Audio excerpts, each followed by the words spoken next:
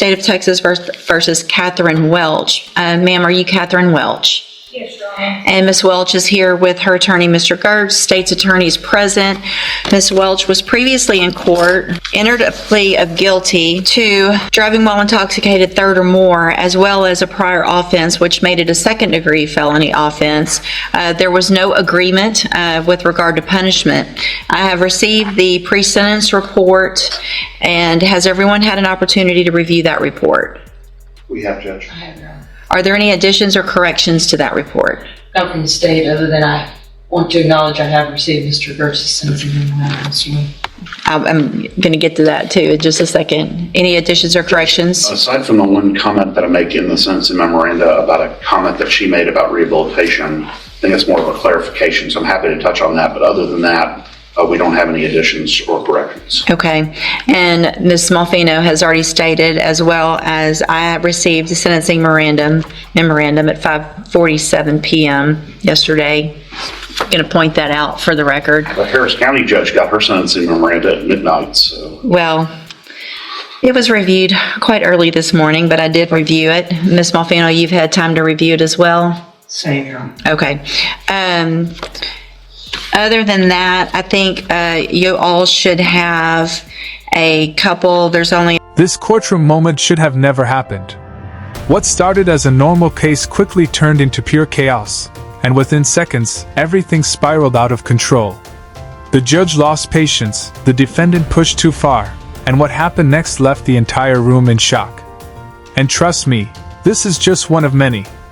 If you think this was intense, you need to check out Courtroom Authority, where the most shocking, real courtroom moments drop daily. Don't wait until everyone else is talking about it.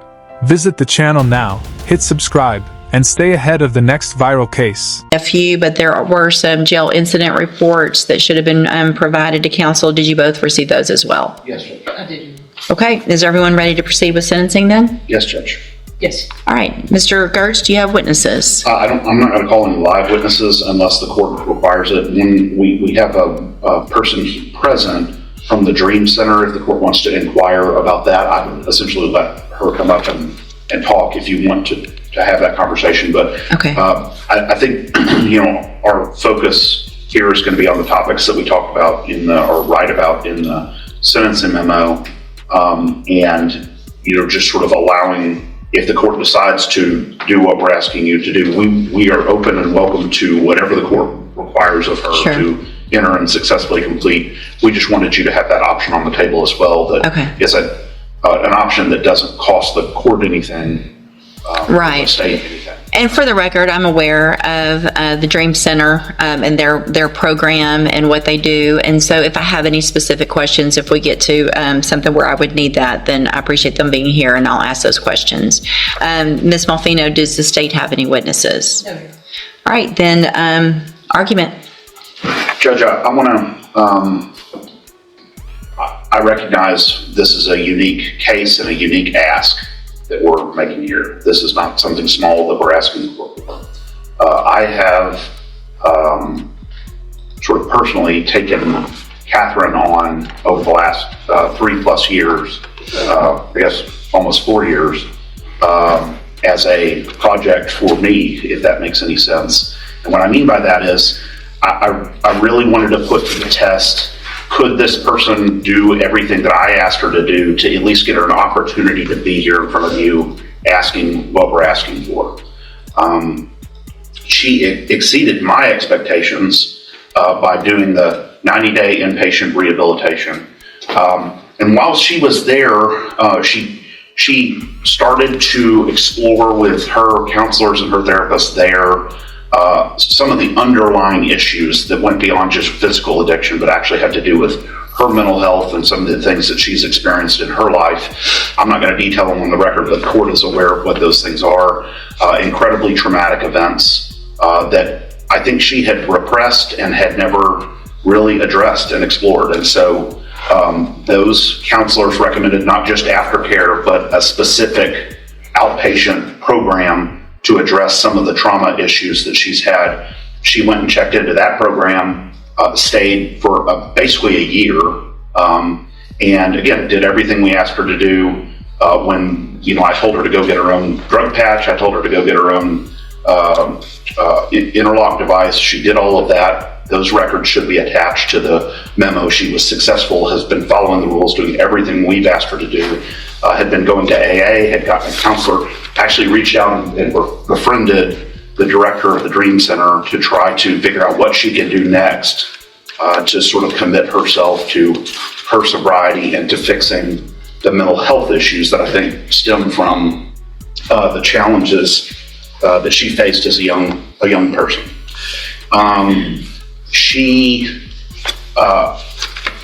Sometimes it's easy to look at one side of the ledger, the rap sheet or the criminal history, and think that defines this person.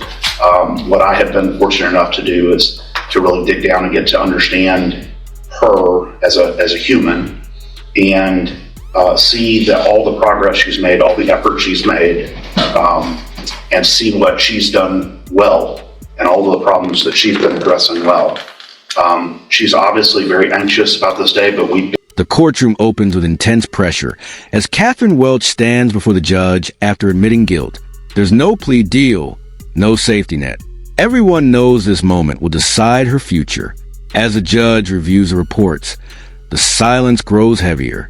This isn't just sentencing, it's a final judgment that could change everything. And looking forward to this day as well, to be able to present that. And I want to go down and on the bottom of page 2, address what I was talking about in the CSI. So that I'm not saying that this wasn't the words that came out of her mouth, but when she was asked by one of the examiners in the probation report, she felt she needed treatment. She said she didn't feel like she needed treatment. She wasn't opposed either. I want to clarify what we mean by that. And I say this here, but what she would say, I think, is she did 90 days of detox rehab related treatment, has continued aftercare, has continued mental health care. But in terms of going to a program that is specifically targeted at people who are currently using or currently intoxicated, I think she thought that wasn't the direction that would be ideal. She will do whatever you want her to do, but I wanted to explain what that comment means. And so there's a lot of times, as you know, Judge, private rehabilitation programs will just reject you if you've been clean for 3+ years, as she has. And so they just won't even accept you at all. So I think that was just a misunderstanding or a miscommunication between the probation officer and Catherine. But nonetheless, she's willing to do whatever the court chooses here. Additionally, we've been in contact with her current parole officer. They are willing to keep her on parole instead of revoking her, depending on what the court does here. And so that was encouraging as well. I think we had the same kinds of conversations with them about her recovery and about her efforts. And so I think that was an encouraging sign from them. And then finally, Judge, you see, we didn't want to focus too much on support from the community because, again, this isn't just a run-of-the-mill case. This is a different focus. But she is married. She has a family. She recognizes the impact that all of this has had on her family and her relationships, the strain it has put on her husband, both financially and also emotionally. And she accepts responsibility for that and is asking the court to consider this extremely rare position that we're asking the court to take here. Obviously, if the court would like her to address the court, she is happy to do that, or I'm not sure how you want to proceed on that. Okay, thank you. Ms. Melfino? Judge, I don't envy the position that the court is in this morning. I do take very seriously the comments of Mr. Burks. I take him at his word for that, and I hope that all of those things are true. It's difficult for me as a representative of Jefferson County and the state and the citizens that were on the roads every day to stand up and say I agree with probation, but I don't disagree with the things that Mr. Gertz has said and the information that is in his sentencing memo. To play the other side of the coin, does it suggest that she received the benefit of the doubt already by me waiving the habitual status that she could have been facing based on her number of priors? Does it seem in good conscience that I can say I ignore all of those priors? Absolutely not. But obviously, we have seen that her multiple trips to the penitentiary have resulted in no change of behavior until hopefully now in these last 3 years. And I do sympathize with Ms. Welch as an individual. Again, it's hard for me as a district attorney, assistant district attorney, to say that I concur with the punishment being probation, but I don't, again, disagree with the comments that Mr. Gertz has. We've had multiple conversations about this case. I know he's worked very diligently at it. I don't really know, Judge, and that's why it's before you, that putting her in prison for 20 years and her getting out in 2 versus an extensive probation period where she can continue the recovery she's been doing is a better option. But again, I don't know what is in the best interest of public safety. Unfortunately, none of us do. So I would defer to the court's wisdom and whatever you think is appropriate based on the volume of information. All right, thank you. Anything else? Would you like to say something, Judge? Your Honor, I just want to say that the past was fueled by drugs and alcohol. I take complete responsibility for that. I did not know from very young when things happened in my life that it could have been, some of it could have been treated and stopped earlier if I had gotten help for my mental health. That after I received this DWI, that helped me get myself to a place that I could go into a treatment program and deal with some of those past traumas. In the past, I didn't. I medicated and drank to just forget about the pain, just numb myself out. I didn't know how else to deal with that. And when I got on my mental health meds, and I have bipolar, I have PTSD, and my mind back then was very chaotic. And I just want to say, after I had my mental health meds, I was able to go through treatment at Santa Maria in Houston, and that place really saved my life. I did extensive 90-day treatment with trauma counselors. It was a trauma-informed community there. And also, when I completed that, I worked an outpatient program, but I still lived on their facility. I went to the sex trafficking and recovery program, and I was in that for about 8 months. Her attorney delivers a powerful defense, describing years of recovery therapy and personal growth. Then Catherine speaks, nervous, emotional, and honest. She admits her past, explains her struggles with trauma and addiction, and begs for one more chance. For a brief moment, it feels like redemption might actually be possible. Where I got the state paid for the counseling for trauma still, and I just worked really hard in that. I got a job while I was in there, and then once that program was over, I moved to a sober living facility in Oxford House in spring, and I worked there until I felt like I was strong enough to come home and do what I needed to do. And I was in the complete program for right out of year. And I'm sorry, I'm very nervous today, and I know that my past record is, like Brian said, atrocious. You know, the things that I had to deal with within myself from when I was a little girl, those are things that you don't go to prison, even in their programs there, that you don't talk about. It's just, you just don't. And I'm asking you, please do not send me back to prison. I want to move forward. I have moved forward in my life, and this year that I've been in jail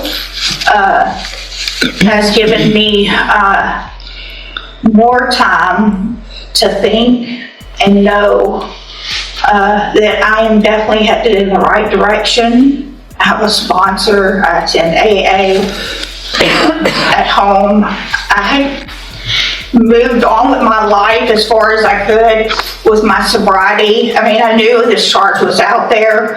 And I think I made some really good choices with my Mid-County AA friends. They've helped me a lot. And I am open to anything. I will abide by all the rules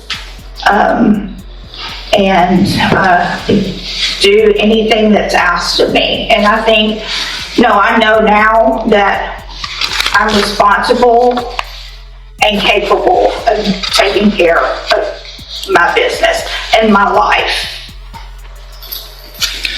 Thank you. So, Ms. Welch, Ms.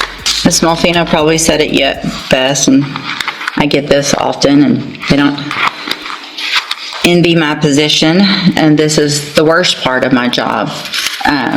But I worked hard to get here, and it's my job. Part of my job, it's several things, and it's to look at, obviously defendants and giving chances and things like that, but it also is about making our community safe. And I have to look back, this is your 10th DWI. It's not your 5th, it's not your 8th, it's the 10th. And while I understand the trauma that you went through, that you've been to SAFE 3 times, you've been given opportunities on probation where they were revoked. You've had opportunities while you were on parole to do what you have done now. And while I appreciate what you've done, and I think that's great, and my goal isn't to stop any improvement, but I can't, in my opinion, in good faith, go home tonight, look myself in the mirror and say I gave somebody on their 10th DWI, that your last sentence was for 15 years in prison. The one before that was for 10. The one before that, you've gone to another 10 year, back in 09. I mean, this goes back to the 90s. You got a 10-year sentence in 2011. While you're on parole for that one, you get another one, so they give you 15 years, and you get out and you're on parole and you do it again. The fact is, we're just lucky that you haven't killed someone in our community 9 times over. Being given opportunities. I just can't do it. Please, Judge. I'm going to find that you entered your plea of guilty freely and voluntarily. I'm going to find and your plea of true to the prior offense. I'm going to find sufficient evidence to find you guilty, and at this time find you guilty of driving while intoxicated. I'm going to sentence you to a term of 18 years in the institutional division of the Texas Department of Corrections. You will receive credit on that sentence for any time that you've been in custody that the law gives you the right to receive. You're going to be handed a trial court certification that shows this was not, well, I guess there was an agreement because the waiver of the enhancement, which could have been a 25 to life, as Mr. Gertz said. So I'm going to hand you the certification that shows this was an agreement. You've waived your right to appeal. I'm also handing you a written admonishment regarding your ineligibility to possess a firearm or ammunition. Possession, because of the judgment entered against you, you're ineligible under Texas law to possess a firearm or ammunition. Possession of a firearm or ammunition could lead to charges against you. You should read the written admonishment I provide you. If you have any questions about that, you can talk to Mr. Gertz. And Ms. Welch, I take no pleasure in this. This is extremely difficult for me. I understand to some extent addiction, and I understand that you are on a better path. However, there have been plenty of opportunities in the past where you were on a better path and you got back out and you got back on our roads again. And so, good luck to you, ma'am. Thank you, Mr. Gertz and Ms. Malfino. Court will be adjourned. But the judge's voice brings everything back to reality. 10 DUI offenses, too many chances already given. With calm authority, he delivers a sentence, 18 years in prison. The room goes silent. A second chance is denied. Do you think this was justice or too harsh? Comment below. And don't forget to like and subscribe for more real courtroom stories.